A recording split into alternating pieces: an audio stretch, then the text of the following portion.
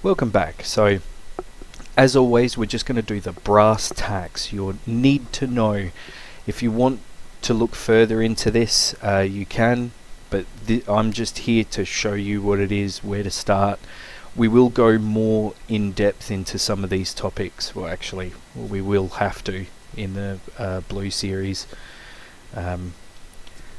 Because yeah, this would be our bread and butter, but I'm going to try and keep it brass tacks, down to the polish, just basics you need to know. I'll give you a little bit of extra bits here and there, like down the bottom here on this slide. I'll give you we don't normally go in that far, but I think it might help you out when you're watching videos and trying to figure out what's going on, what certain terms mean. So let's have a look at our toolbox. We've got radar, which is basically the bread and butter of weapons. For air-to-air, use radar as a method for deployment. We've got infrared and heat, that is also air-to-air, but we'll get into air defences and that kind of thing a little bit later. We've got electro-optical, which basically uses a TV feed or a visual tracking system in order to deploy the weapon. We've got GPS / location. Now the reason I say that is they don't all use GPS. It is dependent on the alignment of the aircraft, the gyros, that kind of thing. Now under there I've put laser only to say that this row that we're looking at, I've separated that because there's two different methods for deploying munitions from the air to the ground. Using bombs. We've got smart munitions and we've got dumb munitions. So smart munitions would be like the alignment and gyro, which will use a GPS or some kind of location to track in on. Laser, it can also follow the laser in. There's a bit more to that and we'll go into that later. So smart munitions comes under that. Dumb munitions, basically you dive in or you toss them. They're not controlled. It's basically up to you to try and put that munition where you want it. You don't get any kind of guidance from any systems. Anti-radiation, which is arguably radar, I guess, comes under radar. But basically the way it works is it doesn't send out radar, it's just a receiver, and it will target radar installations. Anything that's producing radiation, it will turn towards and track in. We've got cluster munitions as well.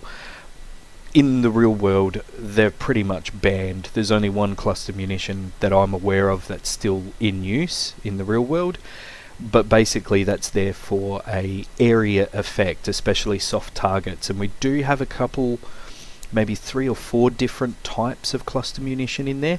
And the cool thing is the Vision actually has a way of mixing cruise with cluster. That actually has a very interesting weapon on there that I would like to use at some point, but I still haven't. And cruise, basically it's an increased standoff range. You can have cruise missiles. We can deploy some that actually have a decent amount of range on them. They're basically air to ground, but they behave kind of like a missile. They kind of glide in. There's also kits for JDAMs and stuff like that that will give you an increased standoff range. So depending on your altitude, depends on how far in you can reach in and touch someone and foster those long distance relationships. So down the bottom we've got ray gun. Now you'll hear that called out if someone's got a friendly lock. If they've identified that they've been locked onto by a friendly, they'll say ray gun. It's basically there as a radio call to say, hey, check what you're doing. Magnum is what someone would call out when they're firing an anti-radar missile, like the HARM, the anti-radiation missile that I mentioned before. Basically these call outs are just to make people aware that, you know, maybe you want to turn off your radar, that kind of thing, or if you're seeing some kind of missile warning, that's from me. Rifle, that's just your air-to-ground missile. That's your basic Maverick. Now when you call out rifle, because what happens is there are systems in aircraft that will beep and say, hey, something's been launched, I can see a plume of smoke, something's going on. But if your wingman or a mate or whatever who's near you has called out rifle and you get your little, you know, beep beep or whatever, you could kind of feel a little bit more confident that he's the one that's firing. So now, when you watch some of these videos, you probably would have heard Fox 1, Fox 2 and Fox 3. They're generally called out quite often, especially in movies and stuff. Usually not correct in what they do, but that is something that is called out, and for the same reason of making your friends aware of actually what's going around you. It's not really to tell people, hey, I'm running out of missiles or anything. The purpose is actually a call out to say, hey, something dangerous has been released in the air, just, be aware. So Fox 1, semi-active radar. Fox 2 uses infrared. Fox 3 uses active radar, and we'll get into that in the next slide. So this little visual treat I've whacked out for you basically is trying to show you what's going on. So the semi-active radar, the missile will follow your aircraft's radar to the target, basically hones in on it. Infrared heat, that's only going to go towards heat sources. Now the reason I've drawn it that way is kind of a hint of how these missiles see things, which gives you an idea of how to defeat them. It's not the end all be all if you've got a lock on you, or they've, Fox 1, Fox 2, Fox 3. There are ways around it, although it's quite difficult. It does take a bit of practice. Active radar, basically you lock on with your aircraft first, you fire a missile, it travels however long, then it switches to its own radar, and then it'll lock onto the target and track itself in. Now these all come with their own issues, basically the way they work. Infrared heat's going to go towards a hotter heat source, so that'll fly towards the sun. Semi-active, you can actually break that lock if you want the missile to miss, because it'll just go and do its own thing. However, you do need to keep the aircraft in your radar sight. The active radar, when it goes pitbull, there's no guarantee that it's going to lock onto anything that's moved in front of your target. It might lock onto friendlies, because you can lob these without actually having lock on there, and you can end up taking out friends. So we're going to have to touch on identify friend or foe, or IFF.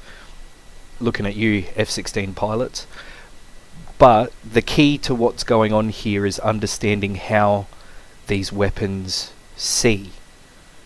If you can understand how they behave and how they see, there's some hints in there on how to defeat them. So radar works like a flashlight. It's a flashlight of radio signals.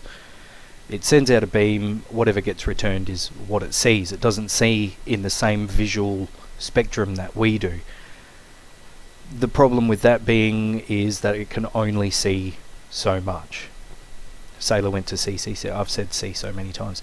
Notching is not something I've invented. It's been around since, I guess, the beginning of people learning how to defeat radar missiles. And what it does is it puts you in an optimum position to not be seen by the radar. So it works like there's a Doppler effect that the radar can see and understand. So if you're moving away from it, or cold, just in case you don't know the terminology, if you're moving away from something that's cold, you will be visible. You might not appear blue to the radar, because I have no idea how the radar sees, and I don't think anyone really does, because you can't see that spectrum. If you're moving towards, you'll appear hot. So if someone's nose onto you, it's hot. However, if you're flanking, if you're 90 degrees from that seeker head, you're not producing any Doppler effect, because you're not moving away and you're not moving towards. So you can blend into the background noise, provided there is something in the background to blend into, and we'll get to that a little bit later. So in the middle we've got chaff and flare. So depending on how the seeker head has been tuned into, like your infrared or if it's radar, it sees differently. One's going to track objects that it picks up with return signals from radio waves. The other one looks for heat sources and hones in on the heat sources. Now, there's a bit more to this, and I'm not going to go into tactics or how to deploy them properly, but to give you an idea of why we and what to use with what and how and why. As you can see, there's a little bit of confusion going on with the chaff and the radar signal on the left there. And the flares, when you release them for infrared, you're producing more heat sources and you can confuse the seeker head. There are ways to optimize that. I'm not going to go into it. I know how I do it.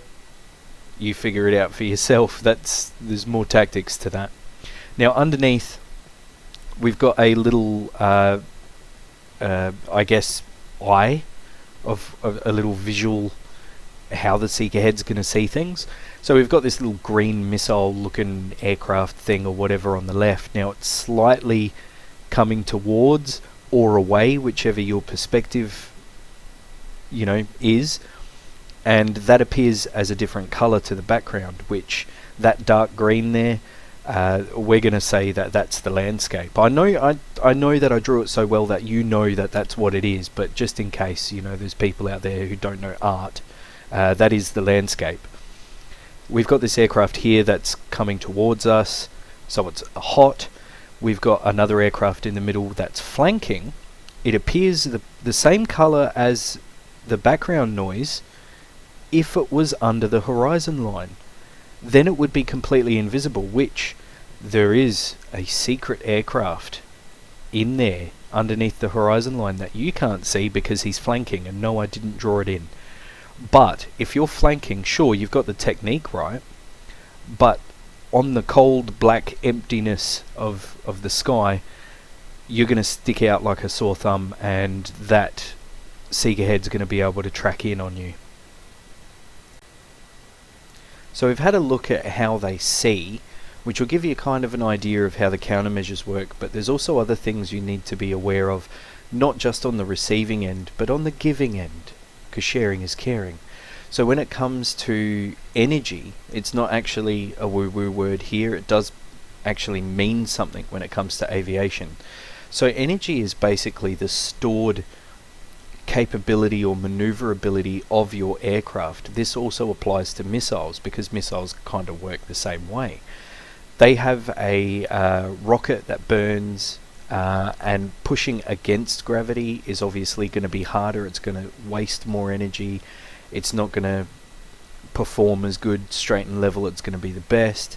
Going downhill, it might, the rocket doesn't work as hard, it goes faster, but it also might affect the turn rates and that kind of thing. So they're not infallible. They're not perfect all the time, and DCS does indeed model these. So going uphill is harder for a missile. It can burn out the rocket a little bit quicker. It's not going to be as fast, that kind of thing. Not that it really makes a huge difference, but in some cases that split second or 3 seconds does actually make a big difference with missiles. So I've drawn this little picture here, basically just demonstrating what I'm saying. The red line is going up against gravity, green is when it's straight and level or going down using gravity to its advantage. So not all operational data is available for aircraft, but especially not weapon systems and missiles. There is some information that we do have, like some coefficients and aerodynamics of certain missiles, that kind of thing, but we'll never get the full information, and that's perfectly fine with me. And of course it's due to secrecy, national security and defense and all around the world. So we've got them as modeled close to reality as possible, without going in too in depth into the top secret stuff that no one should know, kind of deal. But if we take the AIM-9 for instance, there's information that we are given. This stuff's modeled. So the AIM-9 Sidewinder is a infrared. It has an infrared seeker. The range is half a mile to 22 miles. Whether the 22 miles is when the rocket engine stops or when the missile is rendered completely useless, I don't know. I don't think any of us know, but I guess you could probably say that 22 miles is the very maximum range that this missile will actually work. So because they work kind of like they are an aircraft, they're a rocket, they're a missile, they're affected by energy, and they also have their own I guess they're very relatable to aircraft because they have their own max G forces, they've got their own turn rates, they've got rocket burn time before they run out of fuel. They also have max and min launches, so if you launch too far away, obviously it's not going to reach. If you launch too close, it won't have enough time to turn on target. Now max G forces, it can't do certain turns. Now these are all different for all the different missiles. They have different turn rates, different speeds, that kind of thing. But you just need to be aware that these are all different, and it's not just magic press a button you're dead in DCS. There's a lot more to it. So when it comes to max G forces, you could be in a really tight turn behind someone, but if you're pulling too many Gs and you launch that Sidewinder, it's not going to hit your target, it's just going to zip off.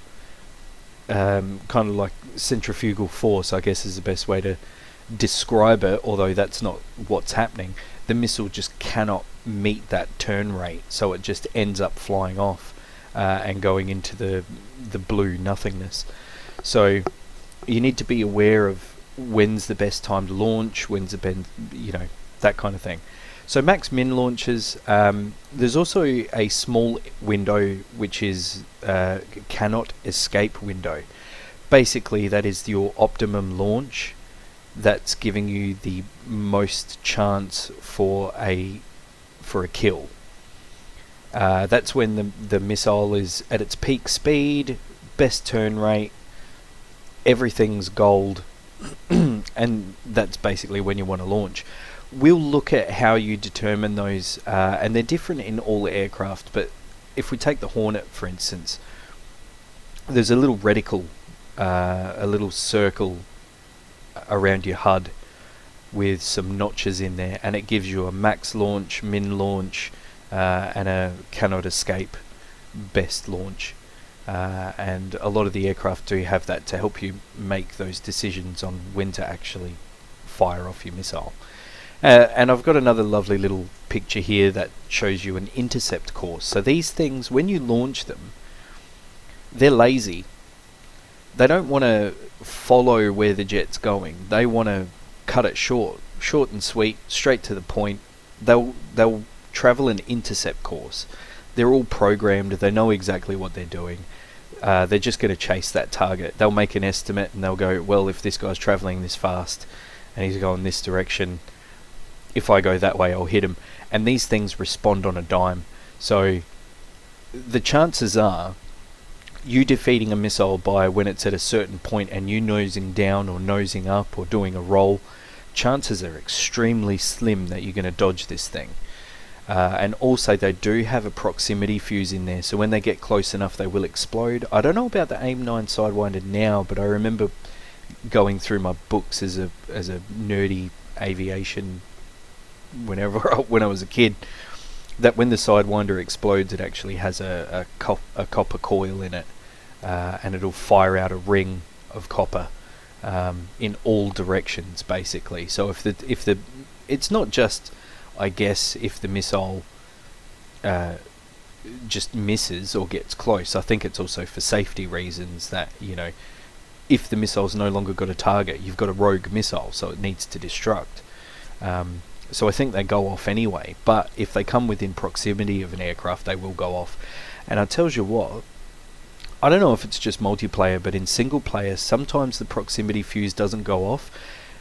I can tell you so many times that has saved my butt from not having the proximity fuse go off, and you can watch that rocket just stream past when in reality you would be dead, which it doesn't add to the realism, but when you want to get the job done, it is very handy. So those missiles do fail a lot more than they should do, especially when compared to real life, I guess. So that being said, this is the end of the intro to the Blue series, where we've gone over the missiles, how they see, you've got countermeasures, how they behave. I think what we're going to do in this series, before we move forward and start going into too much detail, because I want to get the theory out of the way at the moment before we start going into a how-to. But I think what we'll do is we're going to run through learning the Vision, because I myself haven't learned that aircraft all the way through. So we'll go through together, have a look at what it is to actually learn a new module and the kinds of things that you'll be focusing on. I'd like to think in the first series and the second series I've given you a good idea of what it is you have to learn, but just to demonstrate, I guess, show you what I mean, we'll run through the Vision and we'll learn it together. So I look forward to seeing you then.